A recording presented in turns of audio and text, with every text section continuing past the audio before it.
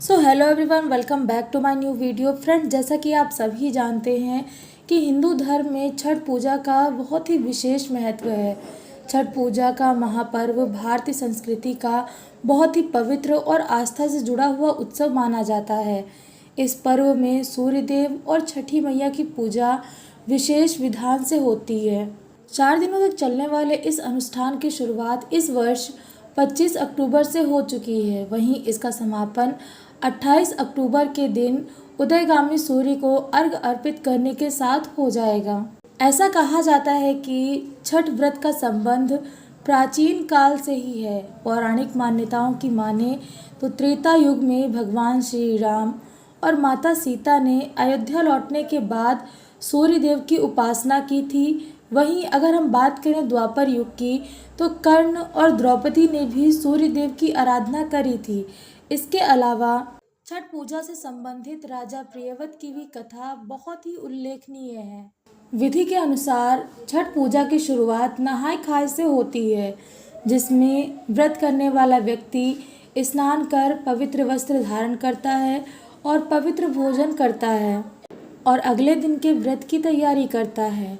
दूसरे दिन खरना मनाया जाता है। इस दिन व्रत करने वाला व्यक्ति पूरे दिन उपवास रखकर शाम को गुड़ की खीर और रोटी का प्रसाद ग्रहण करता है।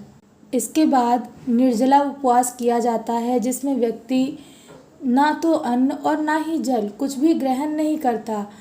तीसरे दिन संध्या अर्घ दिया जाता है। इस दिन व्रत करने वाला व्यक्ति नदी या तालाब या फिर घाट पर सूर्यास्त के समय अस्ताचलगामी सूर्य को अर्घ्य अर्पित करता है और अगले दिन मतलब चौथे दिन उगते हुए सूरज को अर्घ्य देकर व्रत करने वाला व्यक्ति अपने व्रत का समापन करता है और यही छठ पूजा का सबसे महत्वपूर्ण क्षण माना जाता है। ऐसा कहा जाता है कि इस दौरान महिलाएं और पुरुष दोनों सूर्य देव और छठी मैया से अपने परिवार की सुख समृद्धि की कामना करते हैं। ऐसा कहा जाता है कि जो भी व्यक्ति छठ मैया का पूरी श्रद्धा और विश्वास के साथ व्रत करता है और अपने व्रत का समापन पूरी पवित्रता के साथ करता है, उस व्यक्ति की मनोकामना अवश्य पूरी होती है। व्यक्ति जिस भी आस्था से, जिस भी आस से अपने व्रत को आरंभ करता है, उसकी वो आस पूरी अवश्य होती है। बात करें अगर पौराणिक कथाओं की, तो छठ पूजा की एक पौराणिक कथा राजा प्रियव्रत और रानी मालिनी की है। ऐसा कहा जाता है कि राजा प्रियव्रत के कोई भी संतान नहीं थी, जिससे कि वो बहुत ज़्यादा दुखी थे। संतान प्राप्ति के लिए उन्होंने अपनी पत्नी के साथ महर्षि कश्यप के मार्गदर्शन में यज्ञ किया। यज्ञ के बाद रानी ने खीर का प्रसाद ग्रहण किया और गर्भवती भी हुई, लेकिन दुर्भाग्यवश उन्हें एक मृत पुत्र की प्राप्ति हुई। इस दुख से व्याकुल होकर राजा प्रियव्रत ने अपने जीवन का अंत करने का निश्चय किया, लेकिन तभी उनके सामने दिव्य देवी प्रकट हुई, जिन्होंने कहा कि मैं ब्रह्मा जी की पुत्री और सृष्टि की छठी शक्ति हूँ, इसलिए मुझे षष्ठी देवी या छठी मैया कहा जाता है। देवी ने राजा से कहा कि यदि वे उनकी आराधना करेंगे और दूसरों को भी इसके लिए प्रेरित करेंगे, तो उन्हें संतान सुख अवश्य मिलेगा। यह सुनकर राजा प्रियव्रत ने कार्तिक माह की शुक्ल पक्ष की षष्ठी तिथि को देवी षष्ठी की विधिवत रूप से पूजा की, जिसके परिणाम स्वरूप उन्हें पुत्र की प्राप्ति भी हुई।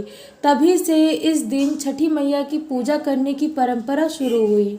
ऐसा कहा जाता है कि त्रेता युग में भगवान श्री राम के अयोध्या लौटने के बाद छठ व्रत की शुरुआत हुई। लंकापति रावण का वध करने के बाद श्री राम को ब्रह्म हत्या का पाप लगा था।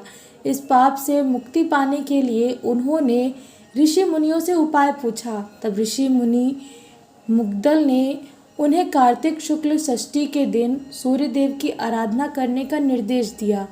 श्री राम और माता सीता ने 6 दिनों तक मुग्दल ऋषि के आश्रम में रहकर विधि विधान से सूर्य देव की पूजा की। तभी से यह परंपरा लोक आस्था में छठ पर्व के रूप में मनाई जाने लगी। इसके अतिरिक्त छठ माता की एक कथा द्वापर युग से संबंधित है, जिसमें यह कहा जाता है कि जब पांडव कठिन समय से गुजर रहे थे तब द्रौपदी ने छठ व्रत रखकर सूर्य देव से अपने परिवार के कल्याण की प्रार्थना की थी। उनकी भक्ति और श्रद्धा से प्रसन्न होकर सूर्य देव ने पांडवों को शक्ति और समृद्धि का आशीर्वाद दिया था।